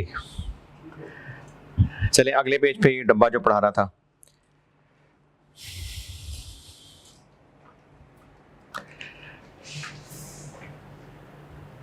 अगला पेज, ये रिलेटेड नहीं है। पार्ट ए, दो कंपनीज में अगर एक ही बंदा डायरेक्टर है तो वो कंपनीज रिलेटेड क्यों नहीं है? क्योंकि उस एक कॉमन बंदे का दोनों में से किसी जगह कंट्रोल नहीं है, तो इसलिए वो कंपनीज आपस में रिलेटेड नहीं है। बी मैं बता चुका। और सी ये है कि हमारी बहुत हैवी किस्म की बोरोइंग है किसी बैंक से, तो ठीक है, हम उस बैंक से डर जरूर रहे होंगे, लेकिन वो हमारी रिलेटेड पार्टी नहीं हो जाएगा। रिलेटेड पार्टी तभी होगा जब डेफिनेशन पे पूरा उतरेगा। तो सिर्फ लोन देने से वो रिलेटेड पार्टी नहीं हो जाएगा। अगर हम किसी ऐसी मार्केट का हिस्सा हैं जहां पर कोई यूनियंस हैं, तो बेशक हम यूनियन के हुक्म मान के चलते होंगे, लेकिन वो हमारी रिलेटेड पार्टी नहीं हो जाएगी। हमने लेस्को की बिजली लगवाई हुई है, तो लेस्को हमारी रिलेटेड पार्टी नहीं हो जाएगी। हमारा पुलिस थानों में बहुत आना जाना है, इस वजह से पुलिस हमारी रिलेटेड पार्टी नहीं हो जाएगी। एफबीआर में बहुत आना जाना है, तो एफबीआर हमारी रिलेटेड पार्टी नहीं हो जाएगी। और अगर हमारा कोई बहुत मेजर कस्टमर है, सप्लायर है, तो इज्जत हम जरूर करेंगे उसकी, लेकिन वो रिलेटेड पार्टी नहीं हो जाएगी। तो ये इस सारे डब्बे के अंदर वो नाम बताए हुए जिनसे ट्रांजैक्शंस बेशक बहुत ज्यादा हों, बहुत अच्छे ताल्लुकात भी हों, लेकिन इन ताल्लुकात की वजह से वो रिलेटेड नहीं हो जाएंगे। रिलेटेड होने के लिए इतनी बड़ी डेफिनेशन पे पूरा उतरना पड़ेगा।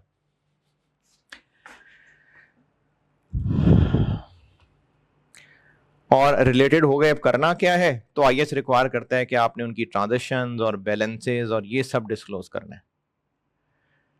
अब इसमें आपका करने वाला हस्बे तौफीक काम ये है कि जो मैंने प्रैक्टिस क्वेश्चंस पुराने मॉड्यूल सी के सवाल डाले हुए, कभी दिल करे तो कर लेना।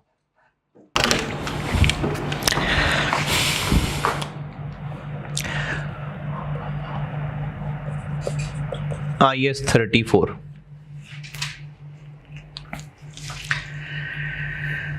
ये भी छोटा सा आईएएस है, इस पे भी नहीं कभी सवाल आया। अगर आ भी जाए तो शायद छोटा सा कोई एक एडजस्टमेंट के तौर पे।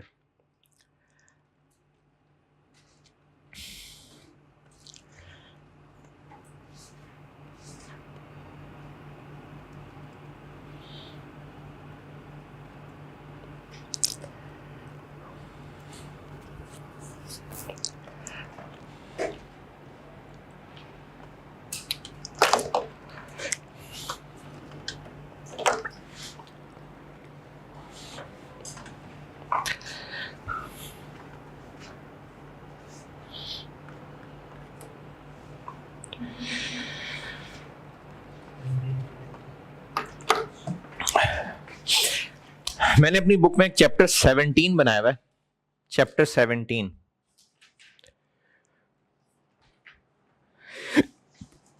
उसको मैंने मिसलेनियस टॉपिक्स कहा हुआ है।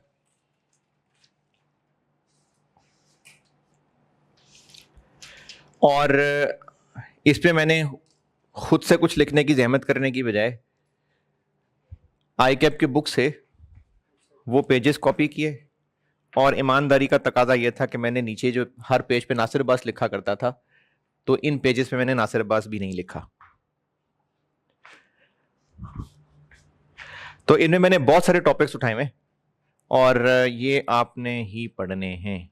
मैं थोड़ा थोड़ा सा जरूर बता सकता हूं, वरना पढ़ने ये आपने ही हैं और याद करने हैं, क्योंकि इन पे थ्योरेटिकल सवाल भी आ सकता है। तो इन छोटे छोटे बहुत सारे टॉपिक्स में से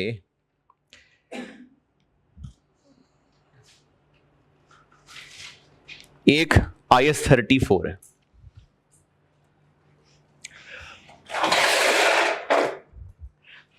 लाइट कौन सी बंद करनी है? ठीक है। IS-34, अच्छा IS-34 में ना जैसे वो कोई एक आधा सवाल इस तरह किया भी था IFRS 5 का, कि उसमें अकाउंटेंट ने एक समरी बनाई है कि फलानी चीज रीसेट होगी, फलानी रीसेट नहीं होगी, तो उस टेबल को ठीक करना था, या एक फेयर वैल्यू थ्रू OCI वगैरह का एक फ्लो चार्ट सा था। तो इस तरह की ना चीजें में मुझे लगता है ये चीज टेस्ट हो सकती है, खास तौर पे ये वाला जो पोर्शन है, ये 1.3, और ये आगे इसका टेबल भी बना हुआ है। ये इस तरह से उस टेबुलर शक्ल में हो सकता है टेस्ट। ये है क्या? IS-34 की जिंदगी का मकसद ये है कि अगर कोई कंपनी एनुअल के अलावा कोई और स्टेटमेंट्स भी बनाती हैं, जैसे listed companies quarterly, half yearly, तो वो जो हाफ ईयरली होती है वो बेसिकली सेकंड क्वार्टर की होती है, और साथ चलो पूरे 6 महीने डाल देते हैं वो, और क्वार्टरली, हाफ ईयरली, फिर थर्ड क्वार्टरली, और फिर एनुअल। तो जो एनुअल के अलावा है वो इंटरम फाइनेंशियल स्टेटमेंट्स है, इंटरम। तो IS-34 उनके बारे में बना हुआ है, इंटरम फाइनेंशियल रिपोर्टिंग। एक तो इसमें टाइमिंग की टेक्निकल चीज ये है, ये आप याद कर लीजिएगा। अगर हम बैलेंस शीट बना रहे हैं, और मैं आपको समझाने के लिए बताता हूं, जनवरी से दिसंबर ईयर एंड है, और हम 30 सितंबर 2023 यानी थर्ड क्वार्टर, इसकी फाइनेंशियल स्टेटमेंट्स बन रही हैं। तो SOFP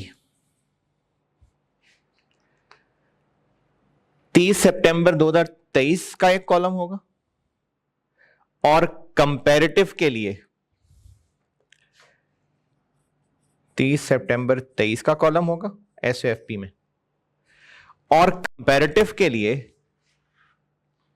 30 सितंबर 23 नहीं, 31 दिसंबर 22, नहीं 30 सितंबर 22 नहीं, 31 दिसंबर 22। एक करंट और एक कंपैरेटिव होता है ना। तो जो करंट है वो तो 30 सितंबर 22 है, मैंने मिसाल ली है थर्ड क्वार्टर है 2023 का, उसकी बन रही है। तो बैलेंस शीट में 30 सितंबर 23 का कॉलम होगा, और कंपैरिजन में 30 सितंबर 22 का नहीं होगा, 31 दिसंबर 22 का होगा।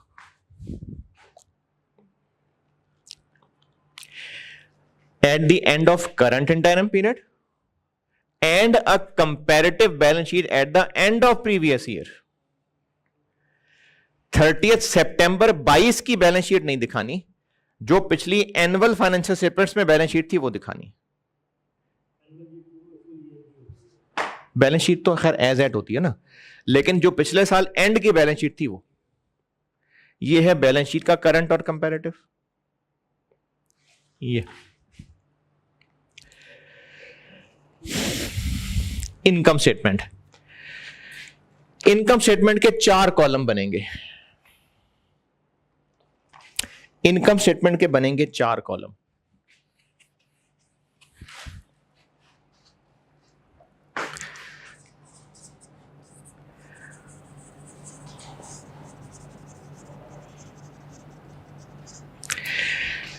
करंट में एक बनेगा थर्ड क्वार्टर का और एक बनेगा टोटल 3 क्वार्टर्स का। फर्क समझ आया दोनों में? तीसरे क्वार्टर का और 9 महीने का, 9 महीने का, तीसरे क्वार्टर की इनकम स्टेटमेंट और 9 महीने की इनकम स्टेटमेंट। और इसी तरह 2022 तीसरे क्वार्टर की और 9 महीने की। Statement of profit loss and other comprehensive income for the current interim period यानी तीसरा quarter and cumulative for the current financial year to date, 9 महीने का। और यही अंग्रेजी कंपैरेटिव के लिए भी लिखी हुई, for the comparable interim period last year and comparable cumulative period last year. तो एसओसीआई के 4 कॉलम होंगे, थर्ड क्वार्टर का भी और 9 महीने का भी, 2023 भी और 2022 भी।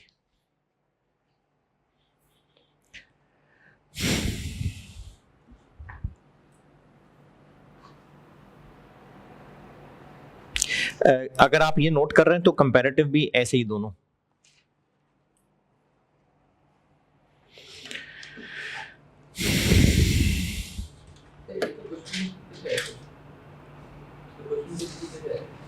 देखें, एक तो इस तरह का टेबुलर क्वेश्चन हो सकता, वैसे कभी आया नहीं है, लेकिन एक तो इस तरह का हो सकता है कि आपको कहा जी अकाउंटेंट ने ना एक समरी बनाई है और वो उसने समरी ये बनाई है कि वो लोग फाइनेंशियल स्टेटमेंट्स बना रहे हैं फॉर यही जो मैंने डाटा लिया है।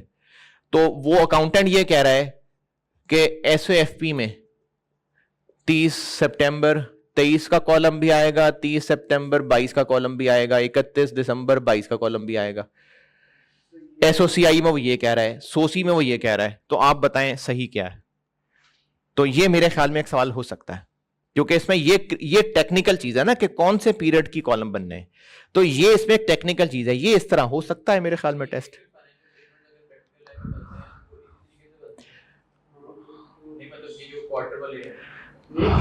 IS 34 यही कह रहा है ना, तो हाँ ऐसे ही बनते हैं।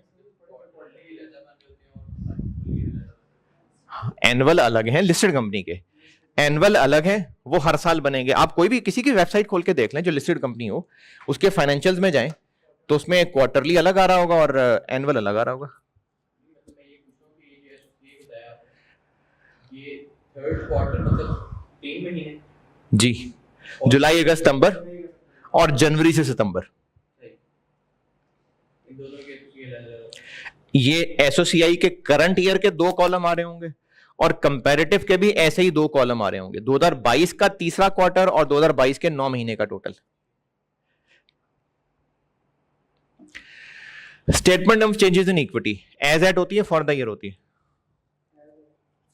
Statement of changes in equity for the year. तो for the year statement of changes in equity 9 महीने की बनेगी, क्वार्टर की नहीं। फॉर द क्वार्टर नहीं होगी, फॉर 9 महीने होगी और कंपैरेटिव भी फॉर 9 महीने और 2022 होगा। Statement of changes in equity quarter की नहीं बनेगी, ईयर टू डेट। अगर दूसरे क्वार्टर के फाइनेंशियल स्टेटमेंट्स हैं तो 6 महीने, तीसरे क्वार्टर की है तो 9 महीने। तो चेंजेस इन इक्विटी 9 महीने की करंट ईयर की और 9 महीने की ही 2022 की।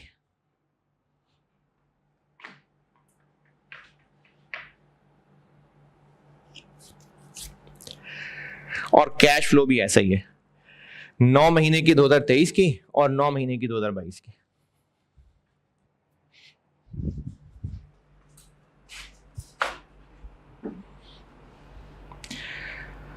और ये आईकैप की बुक में एक एग्जांपल दी हुई थी, तो मैंने चूंकि वहीं से सारे कॉपी पेजेस उठाए हैं तो ये एग्जांपल भी देख लें। मैंने थर्ड क्वार्टर की मिसाल दी हुई है, ये सेकंड क्वार्टर की एक मिसाल है। थर्ड क्वार्टर की मैंने मिसाल दे दी, ये आईकैप की बुक में एक सेकंड क्वार्टर की मिसाल थी। ईयर एंड दिसंबर है और वो 30 जून यानी सेकंड क्वार्टर की स्टेटमेंट्स की बात कर रहे हैं, तो ये चेक कर लें। मैंने थर्ड क्वार्टर की मिसाल दी है, ये सेकंड क्वार्टर की। जी थर्ड क्वार्टर ही लेंगे तो भी जी जी जी जी जी, थर्ड क्वार्टर 23 का, थर्ड क्वार्टर 22 का, 9 महीने 23 के, 9 महीने 22 के। फाइनेंशियल्स के अंदर एसएसपी के अंदर अब जिस तरह आप कहते हो कि थर्ड क्वार्टर की जो फाइनेंशियल 9 मंथ्स के नहीं नहीं, एसओएफपी एज एट होती है। एसओएफपी पूछ रहे हैं आप, करंट में 30 सितंबर 23 की एसओएफपी और कंपैरेटिव में 31 दिसंबर 22 की एसओएफपी। इस तरह पे कंपेयर तो नहीं होगा ना, वो 12 महीने की, ये महीने की। ये तो I-34 वालों को बेहतर पता होगा। बस ये नहीं चाहिए कि अगर हाफ ईयर की कर रहे हो देखें, ये जो एसओएफपी है ना, ये ईयर एंड की ही मेन चीज है, जबकि जो SOCI, SO changes in equity, SO cash flows, ये फॉर द पीरियड रिपोर्ट्स होती हैं। तो चूंकि होती फॉर द पीरियड है, तो पहला क्वार्टर, दूसरा क्वार्टर, थर्ड क्वार्टर, ये इंपॉर्टेंट है जानना। एसओएफपी एक दिन की होती है, तो उस वजह से शायद इतना कोई खास फायदा नहीं होना था 30 सितंबर 23 के मुकाबले में 30 सितंबर 22 लाने से। ये चूंकि फॉर द पीरियड चीजें होती हैं, तो इनके कंपैरिजन में जरूरी था कि आखिरी क्वार्टर की सेल्स 23 में कब हुई और आखिरी क्वार्टर की सेल 22 में क्या हुई थी। वो फॉर द ईयर चीजें हैं, इसलिए उनका कंपैरिजन भी बिल्कुल एप्पल टू एप्पल है।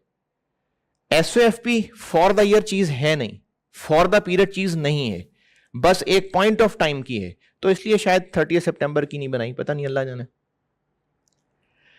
तो मैंने आपको ये जो सारा समझाया, मैंने थर्ड क्वार्टर की मिसाल देके समझाया था। आईकेएप की बुक में एक मिसाल है, वो सेकंड क्वार्टर की है। तो ये इसी तरह से इन्होंने चीजें लिखी हैं कि बैलेंस शीट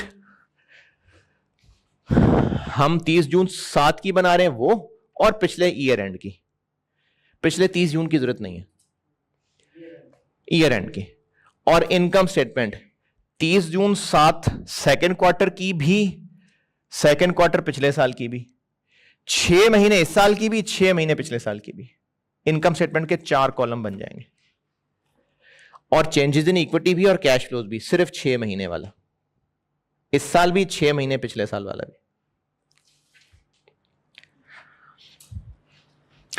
अच्छा, इसके अलावा ना, इसमें इन्होंने ये जो सब बातें लिखी हुई हैं, ये आपने करनी है याद। इसमें इन्होंने कहा क्या हुआ है, जैसे छोटी छोटी बातें की हुई हैं। जैसे इन्होंने कहा है कि आप ये बताता हूं, इन्वेंट्री से रिलेटेड, कि अब जब तीसरे क्वार्टर की बैलेंस शीट बना रहे हैं, तो दूसरे क्वार्टर की बैलेंस शीट बनाते हुए, दूसरे क्वार्टर की इनकम स्टेटमेंट बनाते हुए, हो सकता है स्टॉक को एनआरवी राइट डाउन करना पड़ा हो, दूसरे क्वार्टर में उसको एक्सपेंस बनाया हो। लेकिन तीसरा क्वार्टर खत्म होते होते अगर वो इन्वेंट्री अच्छी बिक गई थी, तो फॉर 9 मंथ्स हम चूंकि इनकम स्टेटमेंट दिखाने लगे, इनकम स्टेटमेंट फॉर 9 मंथ्स दिखा रहे हैं ना, तो उस 9 मंथ की पिक्चर सामने आने के बाद तो इन्वेंट्री सस्ती बिकी नहीं, तो उस राइट डाउन को एक्सपेंस दिखाने की जरूरत नहीं है। ये इन्होंने यहां पर ये बात लिखी हुई कि हमने इसको ईयर टू डेट बेसिस के ऊपर, अगर इन्वेंट्री पहले क्वार्टर में राइट डाउन करके एक्सपेंस बना लिया था और अगले क्वार्टर में वो अच्छी बिक गई, तो इनकम स्टेटमेंट तो हम 9 महीने की दिखा रहे हैं, तो फिर राइट डाउन एक्सपेंस दिखाएं इसमें? नहीं, ये लिखा। इसी तरह से अगर यहां नहीं लिखा, वैसे बता रहा हूं, अगर पहले 3 महीने में, पहले क्वार्टर में हमने कोई बैड डेट एक्सपेंस बनाया और फिर 9 महीने की इनकम स्टेटमेंट बनाते हुए वो बंदा बाद में दे गया था पैसे, तो फिर बैड डेट एक्सपेंस नहीं है। ये कहना चाह रहे हैं कि आपने ईयर टू डेट बेसिस के ऊपर पिक्चर सामने रखनी है। जैसे जैसे पिक्चर बड़ी होती जा रही है, जो एडजस्टमेंट थी वो हमें रिवर्स भी करनी पड़ सकती है। ये मकसद है इस बात का। लेकिन इन्होंने एक पूरा इफ्रिक बना दिया ये कहने के लिए कि गुडविल का इंपेयरमेंट लॉस ना रिवर्स कर देना। इफ्रिक 10 ये जुमला लिखने के लिए बना हुआ है बस, कि कंसोलिडेटेड फाइनेंशियल स्टेटमेंट्स में गुडविल अभी अभी तो इंपेयर की थी, उसको ना रिवर्स कर देना।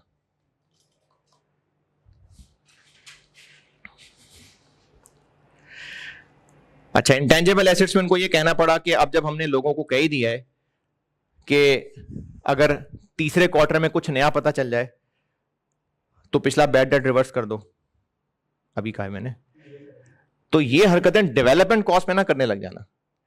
IAS 38 कंडीशंस पूरी होने से पहले पहले जो एक्सपेंस बन चुका होता है वो एक्सपेंस बन चुका होता है। अगर तीसरे क्वार्टर में जाके कंडीशंस पूरी हो रही हैं, तो जो पहले 2 क्वार्टर में एक्सपेंस बनाया है वो नहीं रिवर्स कर देना, ये इन्होंने अलग से हेडिंग लिख के बताया हुआ इंटेंजिबल एसेट्स की। और टैक्स के बारे में कहा हुआ है कि बेशक आप हर पीरियड के इनकम स्टेटमेंट में टैक्स कैलकुलेट कर रहे हैं, लेकिन आप टैक्स कैलकुलेशन में प्रोजेक्ट पूरे ईयर को ही करें। आप पूरे ईयर को ही सामने रखें कि पूरे ईयर के एंड पे क्या होगा और कितना टैक्स रेट लगेगा। आप टैक्सेशन पूरे साल को सामने रख के करें। ये इसमें इन्होंने टैक्स में लिखा हुआ है और वो एग्जाम्पल करके भी दिखाई हुई है। और जिन चीज़ों में एस्टीमेट्स लेने होते थे तो वो कह रहे हैं आप उन एस्टीमेट्स की ज़्यादा टेंशन ना लें, बस गुजारा मुजारा एस्टीमेट्स ले लें। हर 3 महीने बाद एक्चुरियल को जाके पूछने की जरूरत नहीं है। IAS 19 वाला ये ना हो हर 3 महीने बाद एक्चुरियल को पैसे दे रहे हो ना, इतनी टेंशन ना लें। प्रोविजन हर 3 महीने बाद लॉयर से बात करना शुरू कर दें, नहीं रहने दें, गुजारा मुजारा काम चला लें। तो जो अंदाजे हैं बस गुजारा मुजारा कर लें और बस।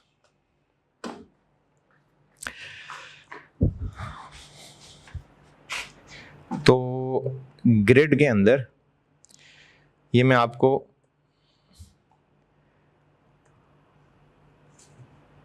ये सीफे 1 ग्रिड ए तो भी चल रहा है, ग्रिड बी ये मैंने आपको ग्रिड बी और सी पूरा करा दिया। Grid be financial instruments, IFRS 13, IAS 36, IAS 21, IAS 19, IFRS 2, IFRS 5, नहीं ये 3 रहते हैं अभी, ये 3 रहते हैं। रिलेटेड पार्टी करा दिया और ये IAS 34 करा दिया। हाँ चलें जी, अब लेक्चर 77 में मैं ये सारा डी समेटता हूँ। ये है डी,